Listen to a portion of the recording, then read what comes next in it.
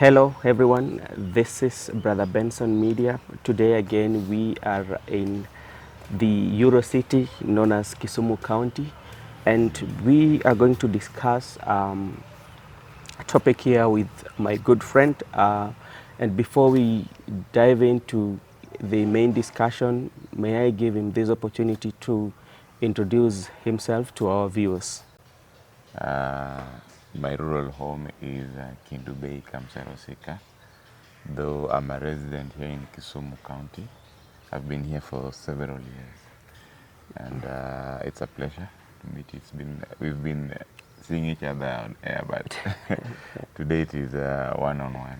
We just want to discuss the Lake Region economic indigenous culture, and this is something that you've always have a passion talking about, and today is this chance. Can you please share with us the background of it all, and what is its purpose, and where are we going with it?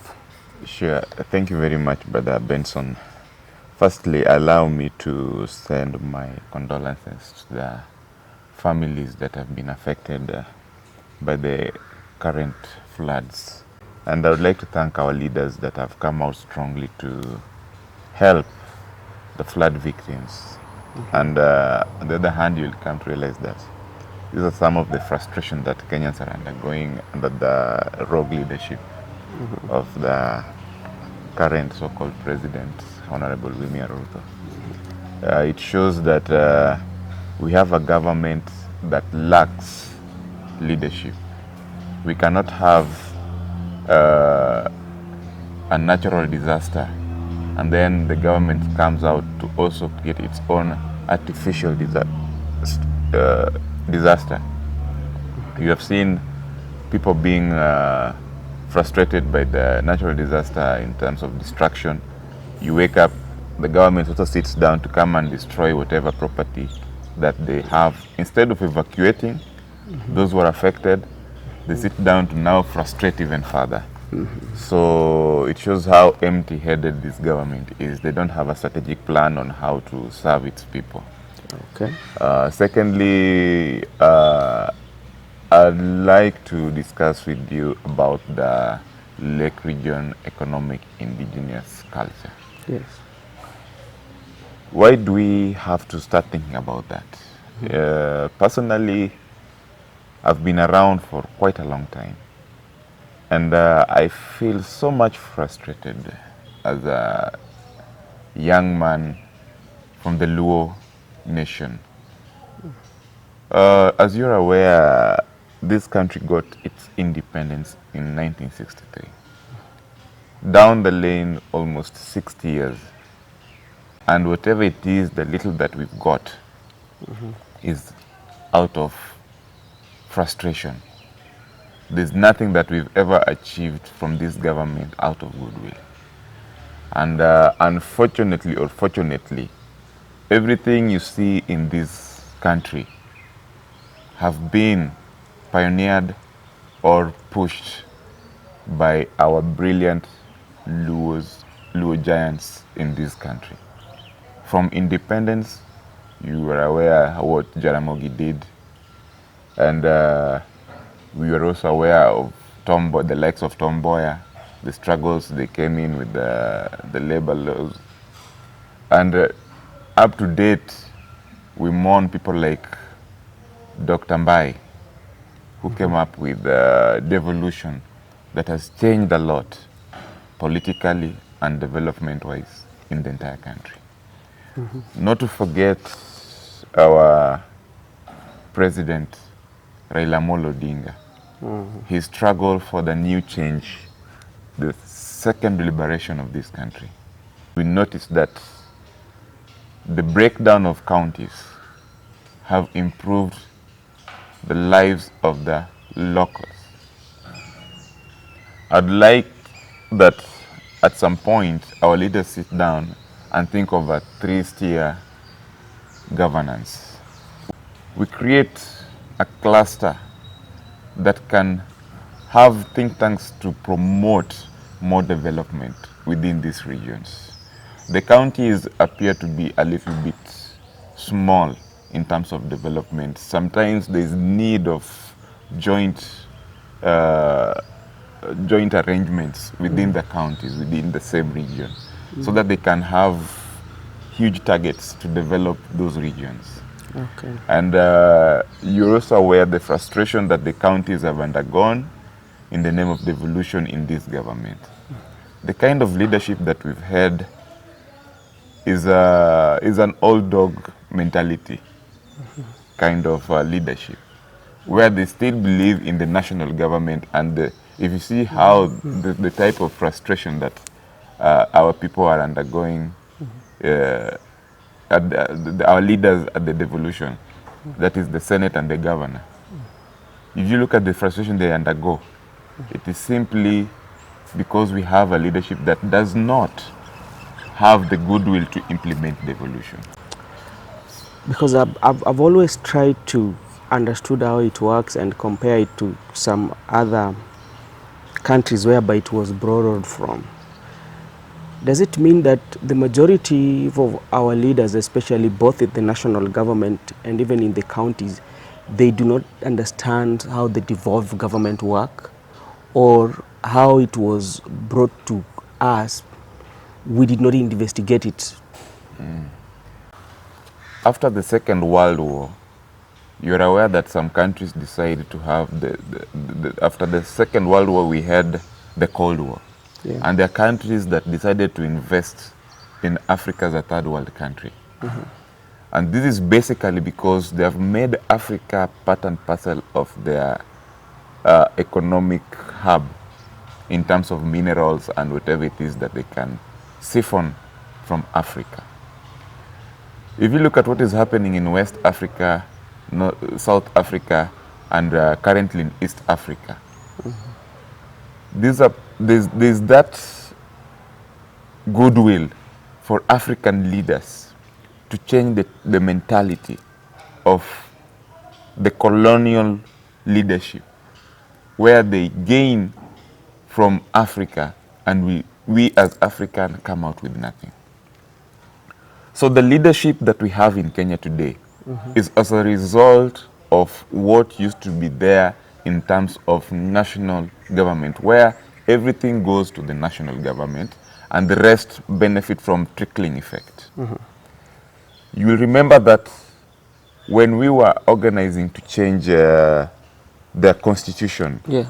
we had bad leadership that was driven by the philosophy of the then late President Arap Moi, that siasa mbaya, maisha mbaya. Yes. Come 2002, when Moi was ending his tenure and Kibaki was coming on board, we had a new environment where Raila Odinga was coming up with a new version where even people at the grassroots can benefit from their sweat, because every government depends on tax. And it's so unfortunate that then people are paying taxes, but the government was kind of directing development towards specific regions that favored them. And so that is when we decided to come up with some ideas that can bring a model that if we have an inclusive government where everybody feels like he's part and parcel of the government. Yeah. In terms of leadership and structures that can accommodate the type of leadership that will be brought on board. At some point we had an idea of having a parliamentary system, but some people interfered and we ended up with a presidential system. But an idea came on board that even if we have a presidential system, let us have something called devolution. A structure that was engineered by one of us. You remember I mentioned Dr. Mbai, Dr. Mbai, yes. who was unfortunately assassinated in broad daylight because of his idea of making sure that devolution works. Now, even though devolution was entrenched in the Constitution, there are people who did not want it to be successful. This is where the problem comes. You remember when we were fighting for the new Constitution, we had Raila Odinga pushing for the new Constitution, and that was the first meeting at the Bomas, where Kenyans were brought on board to discuss what we want. After the Bomas, the government distorted the original Bomas draft and came up eventually with what we call the Waki draft. When we had the Waki draft, they conspired, the government conspired, and they came up with a referendum on whether Kenyans want a new constitution or not. And that is when we had the oranges and the bananas. The bananas. When we had this, it flopped. When it flopped, when we were going for the elections in 2007, you know what happened? Fast forward, we had a coalition government. We had a Kegra report that came on board that identified some of the challenges that Kenyans were undergoing. And this is where we had the agendas of now bringing a new constitution that is coming up with partially an inclusive system. That is when the idea of devolution now passed. When it passed, you remember people like Uhuru Kenyatta were senile about these issues. William Samoei Ruto openly voted no against the constitution that that Kenyans want. That itself shows you where we are with the kind of leadership that we have today against implementation of this constitution.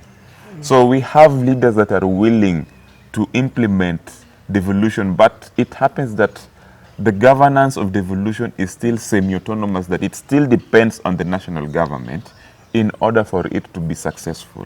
Thank you. And yes. I need to ask you a question about there, because yes. there's something that I still don't understand, especially when it comes to devolution. Because when we are looking at, for instance, we are in Kisumu County. Yes. We have, it's a government of its own headed by Professor, His Excellency yes. Professor yes. Peter Nyang'. Yes.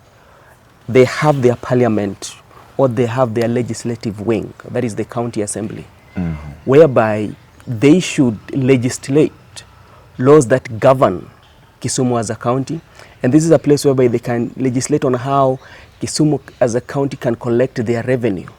But you find that Kisumu can collect their revenue, and the revenue that they collect, they bring it back to the national government. Then there's a percentage that the national government is giving to you. So my question to you, how then do we say that it is devolved? If even the money that we are collecting on the county level, on the devolved government, either the government of Siaya, government of Migori, government, all the counties, the 47, we still send money at the national level. Yes. We still do not have our own revenue collection whereby we can say this is what we are collecting and this is what we are going to pay our workers. Yes. We still have to get the money from the national government. Yes. How is that one working? That is the point. The counties are existing, but they are semi-autonomous. They are not independent. They still depend on the national government in anything. And actually, some of them are performing poorly intentionally, because there's no point of collecting a lot in terms of revenue, then give it to the national government. At the end of the day, what you're giving back is not equal to what you sent to the government. And that is why the government has a very huge task to make sure that county governments give enough revenue. So until that day, these county governments will be made autonomous, where they can depend on their own revenue in terms of governance, in terms of decision making. That is the day these counties will be ranked as the best systems ever.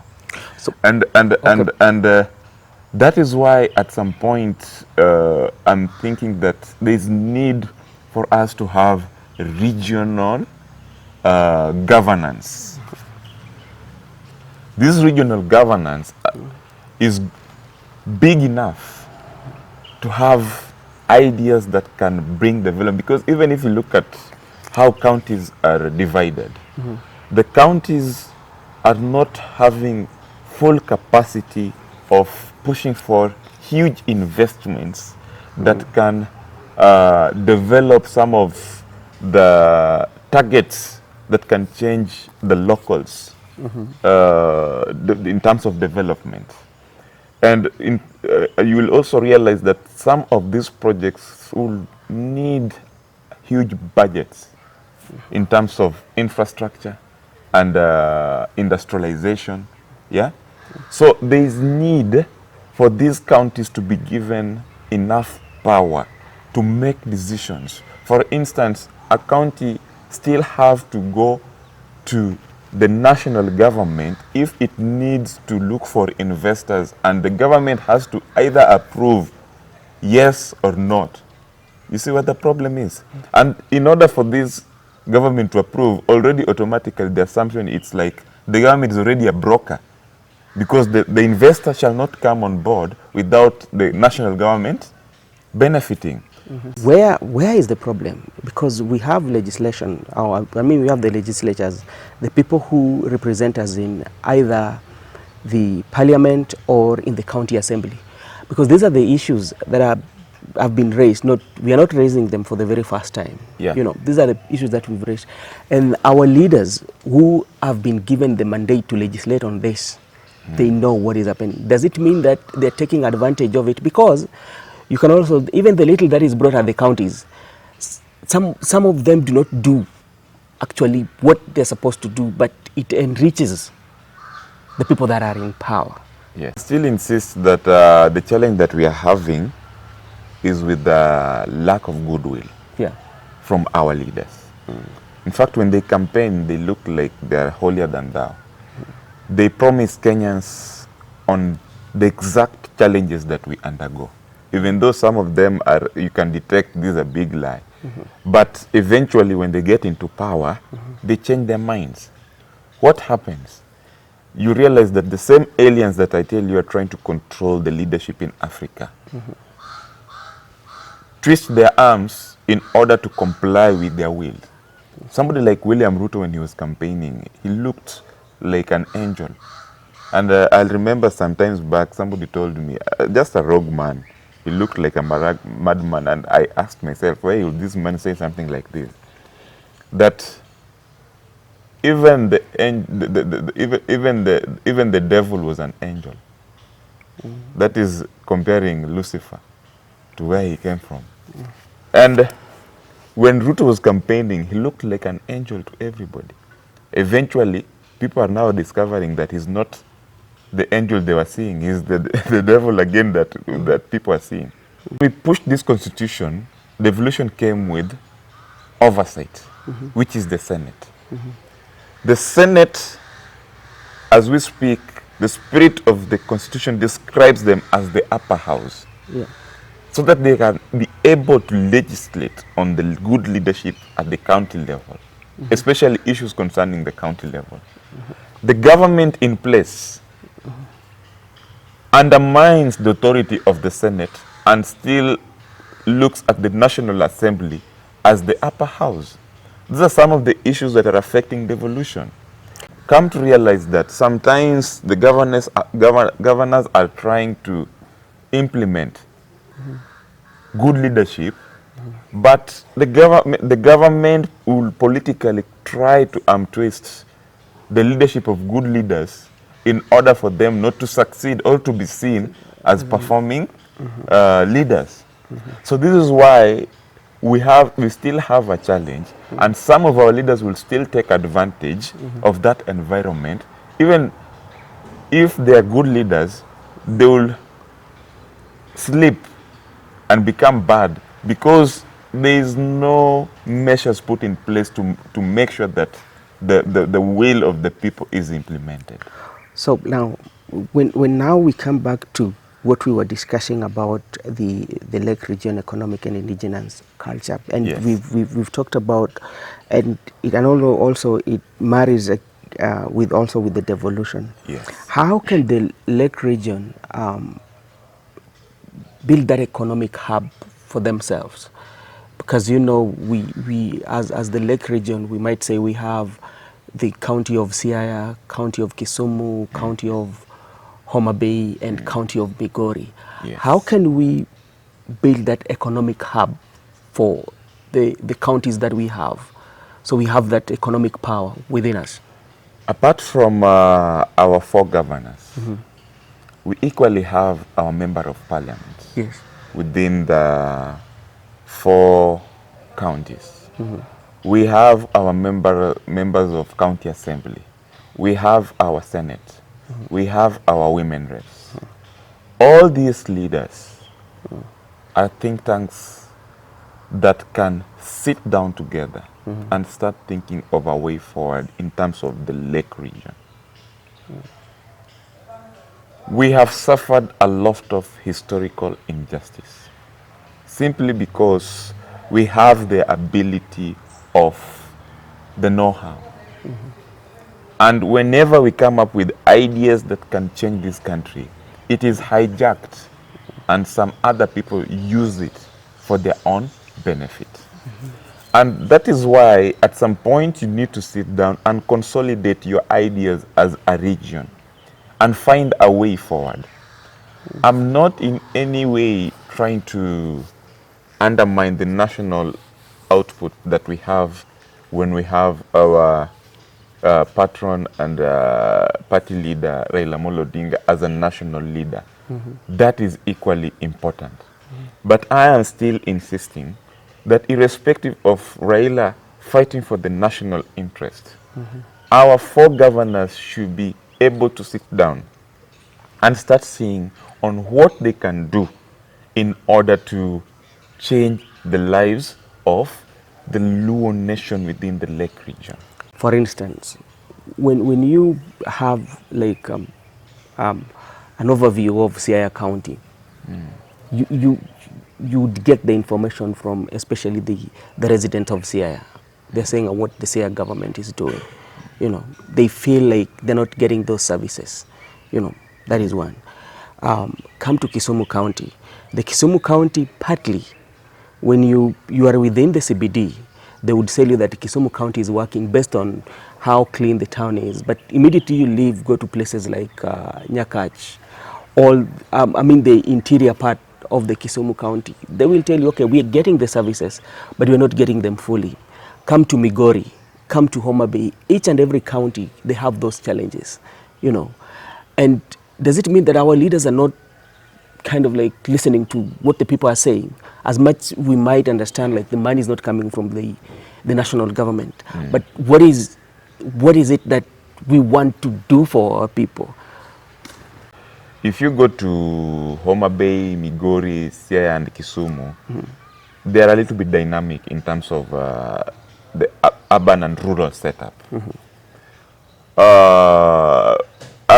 There are several challenges that these governors are facing. One had mentioned in terms of budget.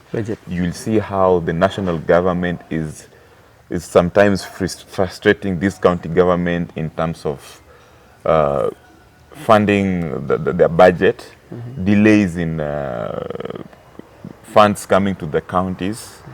Currently, the crisis that the counties are undergoing with the doctors' strike and everything.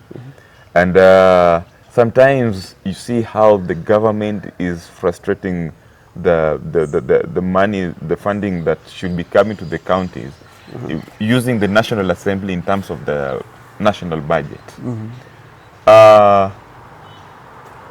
What we have, the 15% that is in the Constitution, is not enough for the counties. True. Because counties have huge responsibilities because they have direct link with the people. And there's high expectation from the locals. When they see the governor, they see somebody who is equal of the president. And because of the high expectation, the government is not able to fund the county government either by design or bad leadership or by selfish interest. so that counties don't overtake national government in terms of performance. Okay.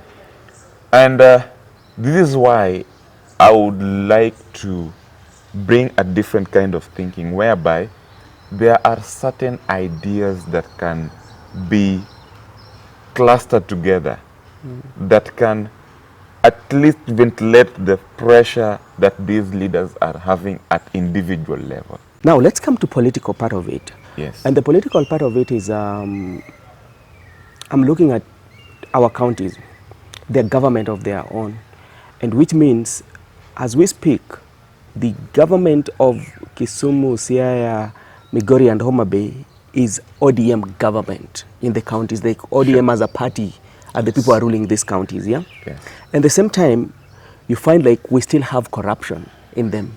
And you ask yourself, who is putting that government on check if they misuse the money? It's a one-party state. So who should put the government on check, especially like we're talking of Kisumu County, we're talking of Siaya. The other day we had, early February, we had these issues of the DG and the governor having misunderstanding on appropriation of funds. And the way it was done, actually we did not get the insight of it, because the government was saying how the DG used some money. The DG also was complaining of the government using some money, and the county assembly also took side. So at the end of the day, we did not get a concrete answer. So when it went to the Senate, and you know Senate is kind of like political, you know, it doesn't serve the interests of the people. It will serve maybe how Bahasha was given out. At the end of the day, Yeah. what are the Siaya people? Did the Siaya people get justice there? Yes. They did not. That's according to my feeling. And it's good that you are mentioning some of these things, and we still go back to what I was telling you, that you see, ODM is a political party that has its own political manifest. Yes. And when it campaigns, sometimes we have leaders that come on board with goodwill. Some of them take advantage. Yes. You'll see what happened in Siaya. You'll see what is happening in Kisumu County. Our senator, his political stand today against the political party that he was elected through. This will tell you the challenge that we are having. For instance, the Senate should be playing oversight on issues that are happening at the county level. If there is a challenge at the county level, they should be the ones to negotiate on behalf of the county. And this is to be done at the Senate.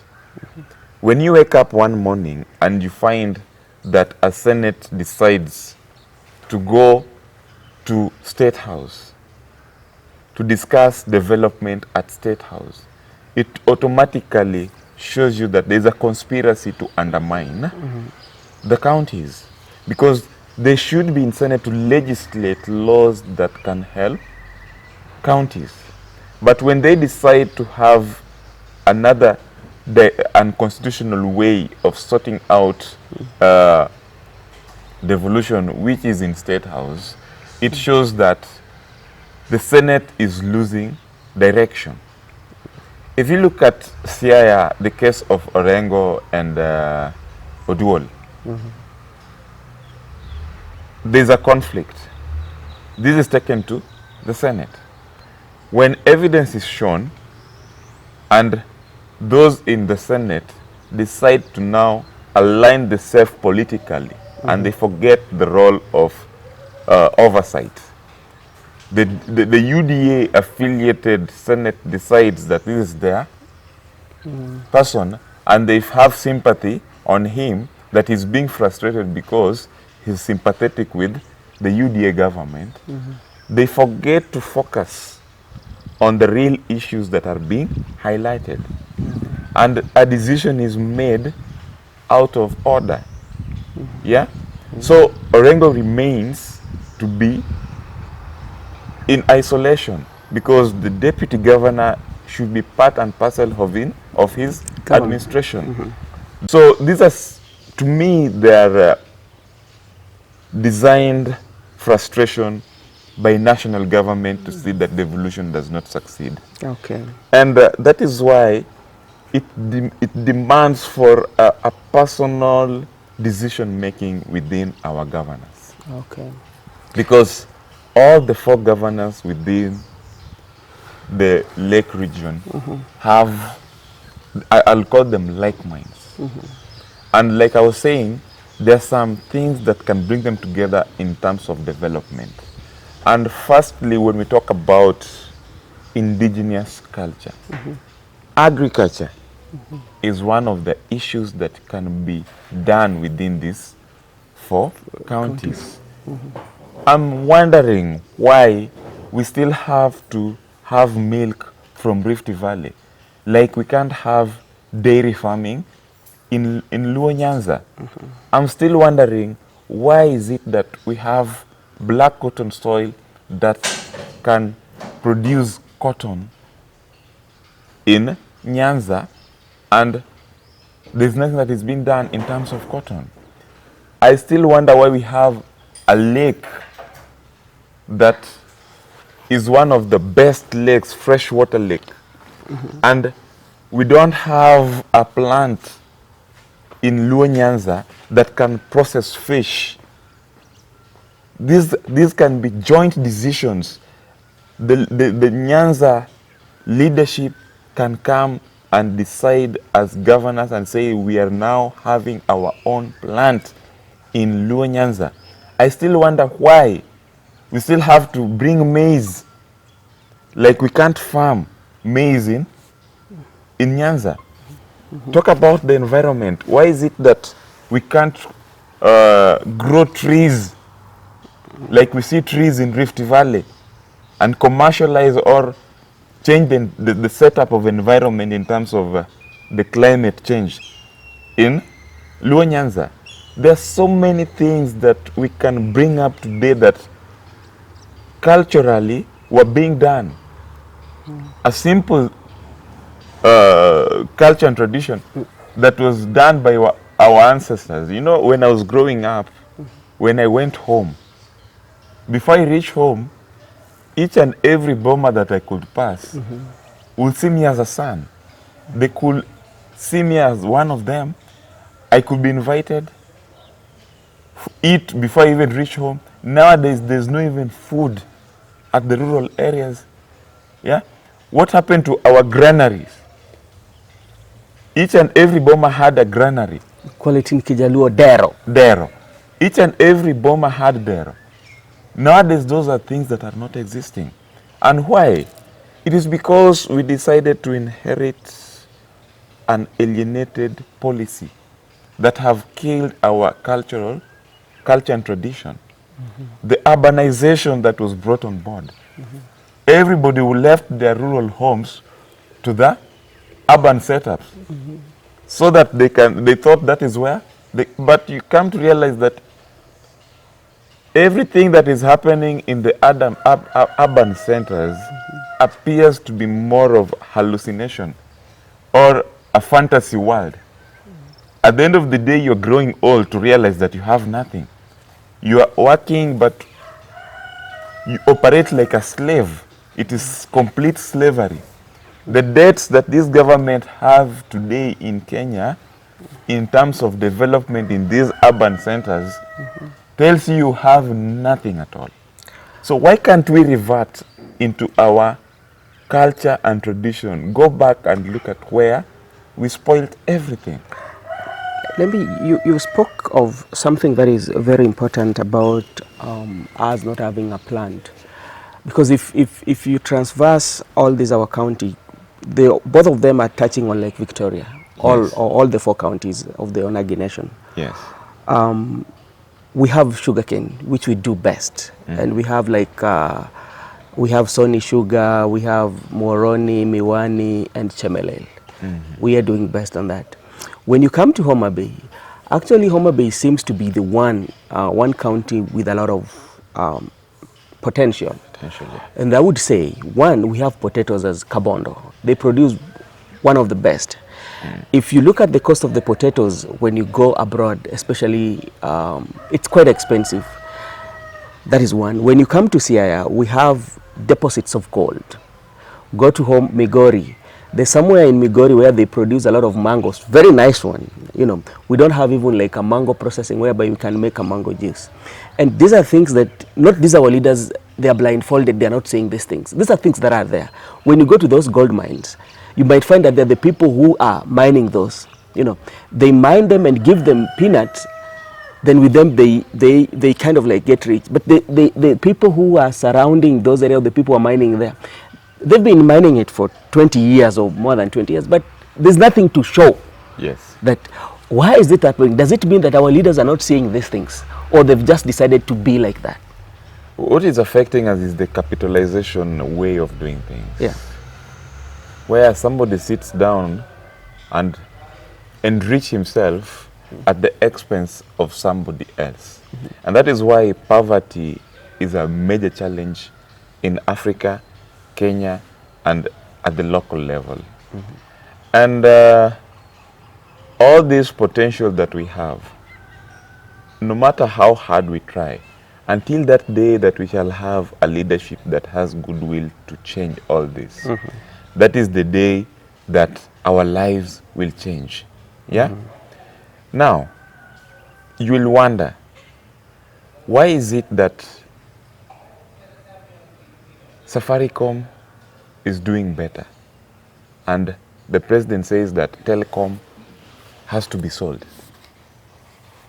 Why is it that we have good farming of sugarcane that can give us enough sugar, but the president will sit down to decide that we have to now import sugar? We're importing sugar from countries that we have a potential to do better than. You get the point? These are all ideas and decisions that are being made by alienated policies that are designed to make sure that countries like Kenya are suppressed and are not able to do what? To be successful in terms of development and leadership. If you look at countries that are doing better today, were countries that were at one time at the same level with Kenya, but they made their own decisions on what to do with their leadership. And if you look at the foundation of their development, number one is that they maintained their culture. And your culture begins with your language. Look at India. They speak their language. English is not a priority. Look at China. They speak their language. Look at Russia. Look at any developed country that you want to talk about today, speak their own language. But African countries have been made to follow other alienated policies that are now making them look like slaves. Slaves, yeah. You get the point? Yeah. So when you see a country saying that it is not able to develop its own industries, you know that there's a problem in terms of bad, corrupt leadership that is being forced down the throat of that country by some alienated policies. Look at private companies. Look at milk. Why should you say that you're selling KCC, killing all the local farmers that are doing dairy farming, and somebody somewhere else is doing well by importing milk? Yeah? That shows you that there's lack of goodwill to change leadership. And that is why we are yearning for true leadership that can. But at some point down the line, all these years, there comes a time where you have to have independent ideas. Our governors within the 4 counties should start thinking on how to instill a business culture within us. That is where the problem is. We have been frustrated, and it's by design. The leadership that we have made Luos. The leadership that we have have made Luos not to be part and parcel of the business syndicate. Yes, syndicate. But our leaders who are in power can make sure that this happens.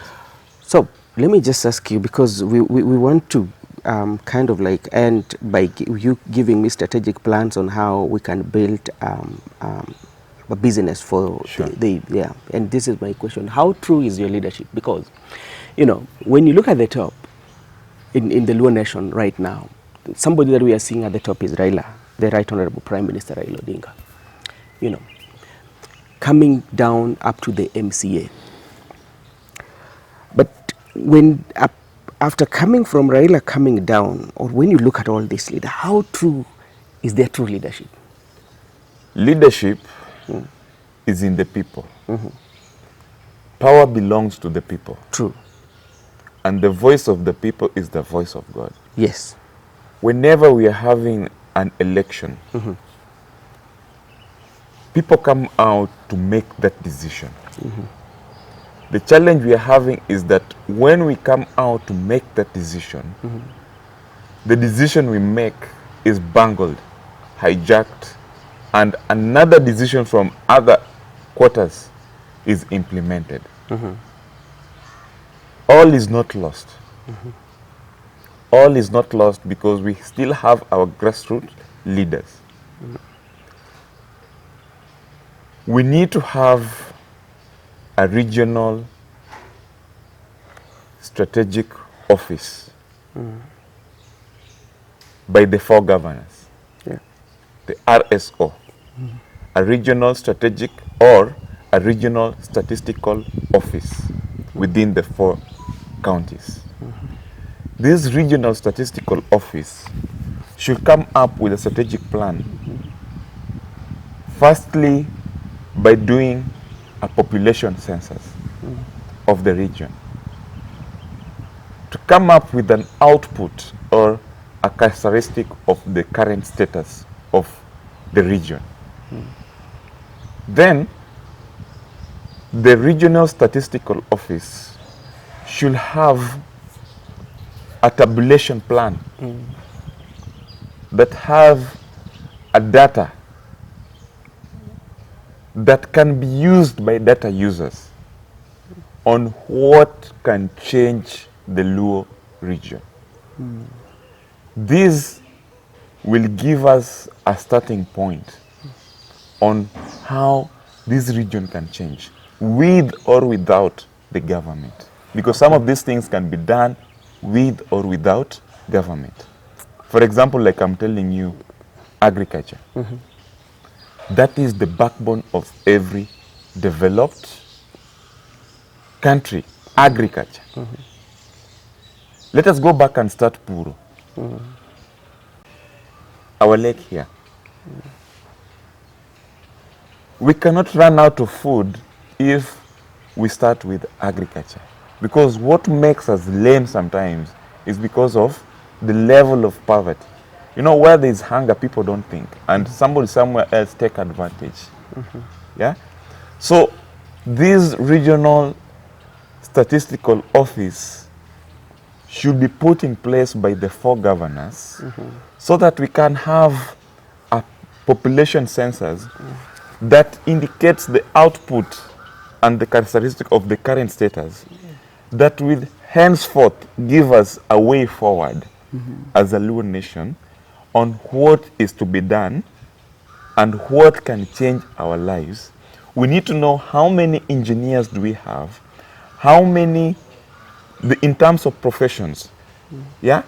What can we do with the brains of this region so that we can have our own way of governance. Then at the national level where we have Raila, we also need to have complete autonomous leadership, either at the regional level or at the county level, so that our leaders can make independent decisions in terms of revenue, in terms of investment within these regions. The national leadership is interfering with our grassroots leadership because they have fear that some of us might overtake. You know, if you go to America, you realize that some states are autonomous. They have their own laws on how to do things. It's every state. When every state. Every state, they have, like, what is happening is this. Why can that happen? That's why, like, I'm still asking you, Yes. and the reason why did we understand the devolution? Because in all these 47 counties, Yes. none of the 47s have their own laws that guide them as a government of their own. They depend on the national government laws. They do not. Even in Kisumu, when we go here in Kisumu County and we say, like, Kisumu as a government, do we have our state law? We can call it at a state law as a Kisumu, that if you do this, this is what the repercussion is. We do not have, like, a binding constitution for Kisumu County, which, as compared to the United States, whereby we have the federal law and the state law. So if we have those, so we know that this is what the New York state law says, and this is what Kisumu state law says. So if we reach that point, then the devolved government will work. Yes. So before we wind up, just kindly mention to me the strategic plans that are in place with this Lake Region economic indigenous culture on how we can build our own business that brings the economy, so our economy of the region could grow. We can have a cash flow circulation within our major counties. My brother, Yeah. what I'm trying to bring on board, Yeah. even with the current challenges, our governors have structures on board that can make sure that this is successful.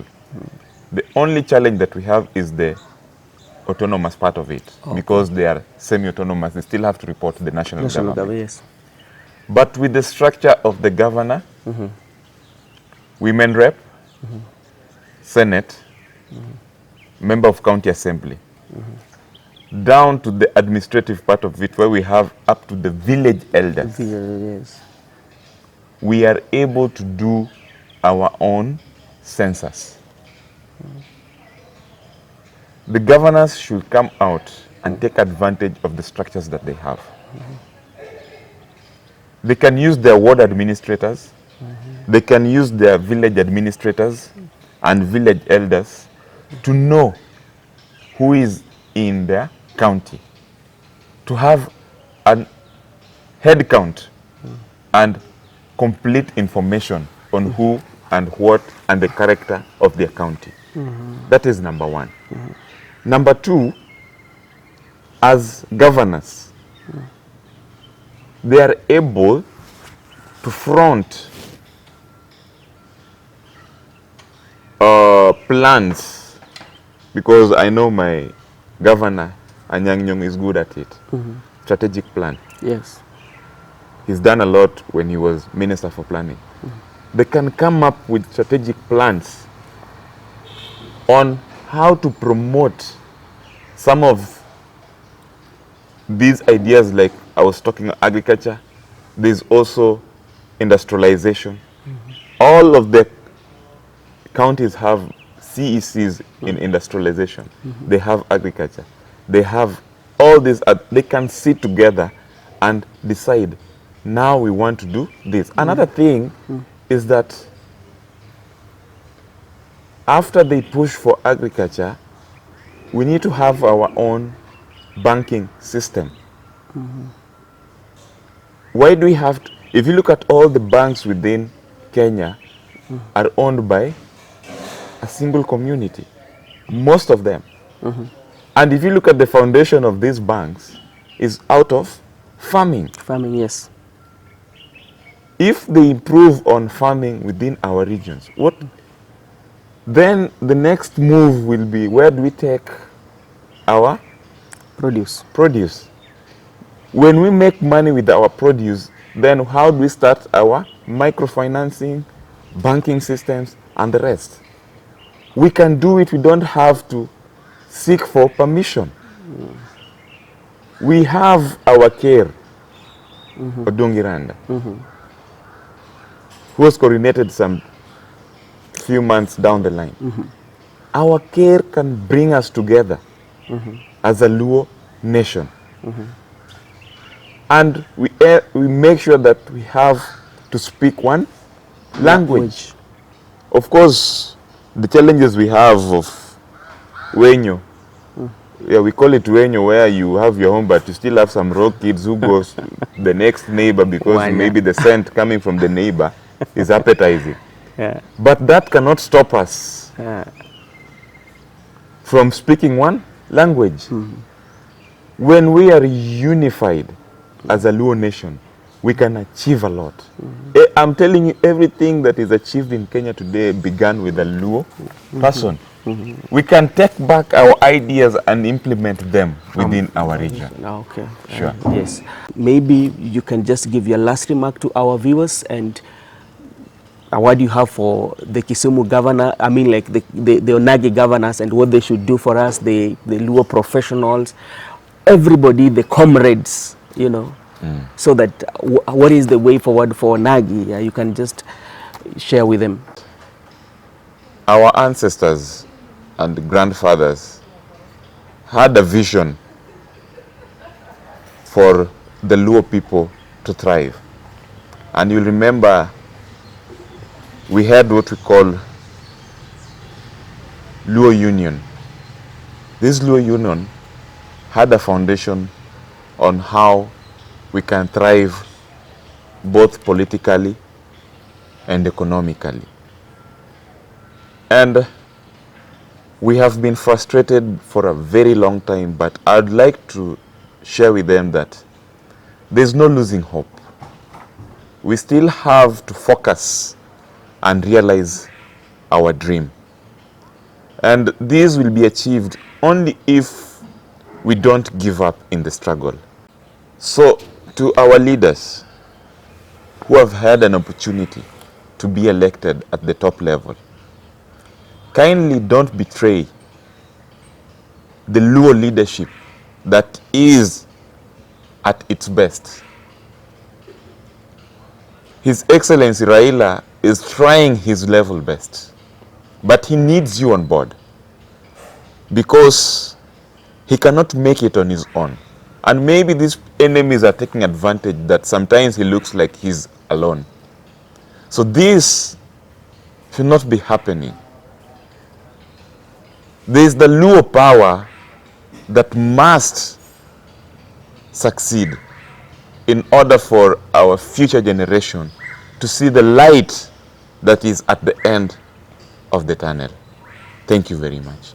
If you are visiting Kisumu and you want to have a very nice and peaceful environment, you can come to Maryland Hotel. It's somewhere at the heart of Milimani, and you will get good services. To our viewers, thank you so much. And if you're new in this channel, kindly please join us through subscription. And thank you so much, and may God bless you, and may God bless the beautiful city of Kisumu city. Thank you so much, and God bless you. Erokamano nyasaye ogwedhu.